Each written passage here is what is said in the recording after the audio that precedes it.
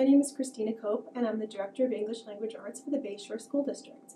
This is the first podcast in a mini-series entitled Literacy for Life, where we will be talking about Bayshore English Language Arts instruction K through 12.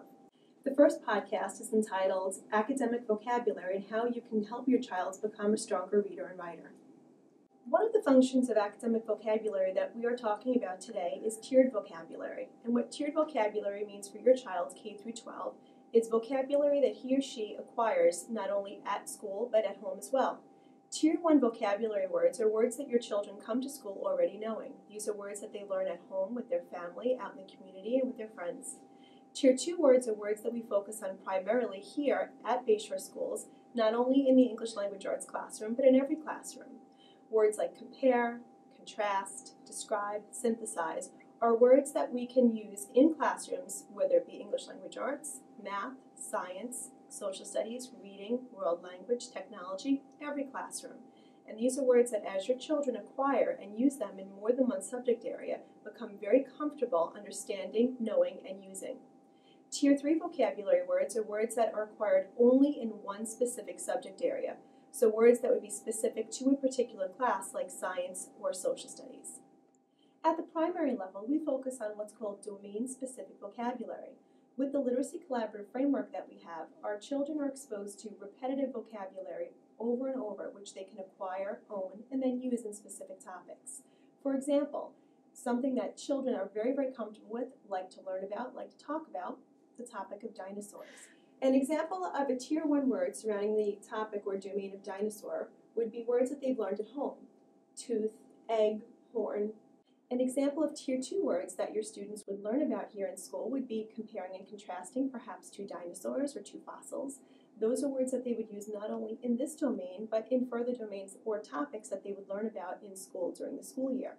An example of Tier 3 words would be words that are related only to the topic of dinosaurs. For example, herbivore, carnivore, omnivore, and although these words will be learned only in the topic of dinosaurs, as they move on to study perhaps other animals or other predators, they would learn to match the word carnivore, the carnivore of a Tyrannosaurus rex, to perhaps the carnivore of lion or tiger if they were studying big cats. So when we're talking about and focusing on academic vocabulary, one question that comes to mind is, how does child learn these words and why do they know so much about them? Well, the easy answer to a question relating to the example we just discussed, dinosaurs, is that students are fully immersed in the topic. So not only do they understand the words that they're learning in the books that they read, in the conversations that they have with their teachers, their family, their friends, these are words that they think about, they see, they're exposed to, they're fully immersed in. The acquisition of academic vocabulary is tied to all of our New York State learning standards for English Language Arts. When we talk about how you take the application of vocabulary, how you tie it to what's happening in school and what's happening at home, really we can take a look at an example in 3rd grade to help us understand how this is going to help our students become stronger readers and writers. In the primary school, many topics are focused on a particular unit, like dinosaurs, like big cats. When we enter the intermediate schools, we focus on a more thematic approach. In grade 3, students will be focusing on the theme of how children access education around the world. We will be looking at the vocabulary through a number of texts, both fiction and nonfiction, and as they read the tiers 1, 2, and 3 words over and over, they are going to acquire them and be able to use them as they move forward through their academic career. With the multitude of titles that are used in grade 3 to address the topic or theme of accessing education around the world for children, Tiers 1, 2, and 3 vocabulary words are present. They are reinforced not only in the English Language Arts classroom, but throughout their day in science and social studies as well. As students become familiar with these words, as they repeat them, as they hear them, as they use them, they are acquiring them as part of their normal vocabulary. While this may seem like a different way of teaching, truly it is not. The only difference is we are making sure now to connect all of our disciplines together. The vocabulary is addressed in more than one subject area to help students truly understand the meaning of words and the power of words. So now, how can you help your child at home? One of the great ways that you can do this is by reinforcing the topic or concept that is taught to your child in school.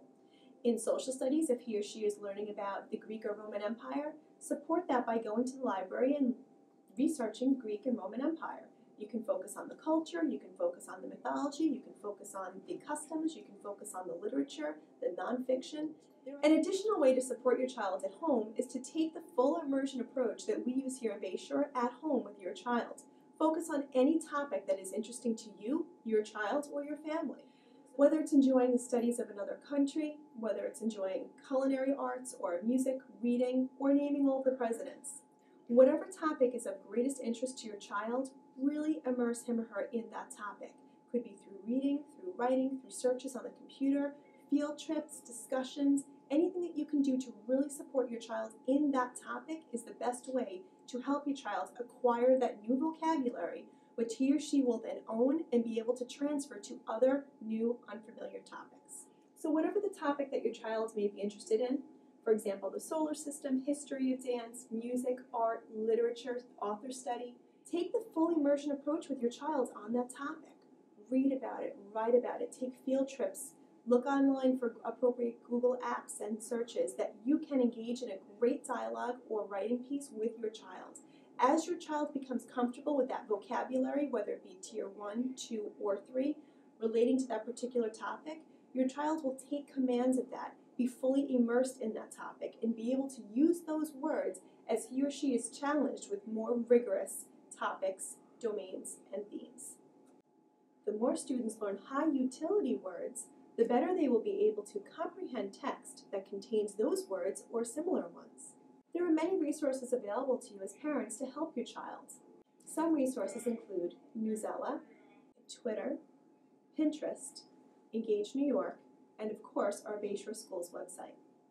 You can access all of these resources from the Bayshore Schools website. Simply go to www.bayshoreschools.org. On the top toolbar, you'll notice the Departments tab. Select the Departments tab and scroll down to the Department English Language Arts. On the English Language Arts homepage, you will see a tab labeled English Language Arts Resources. If you select that tab, you will see all of the resources discussed in this podcast, in addition to several others which may be of interest to you. Additionally, presentations linked to future podcasts are also available on this site. Thank you for joining us in our first podcast, Literacy for Life. Have fun helping your child become fully immersed in whatever topics are of interest. For more information, or if you have any questions for me, please feel free to contact me at kcope@bayshoreschools.org. Thank you for joining us today, and I look forward to speaking with you at our next podcast.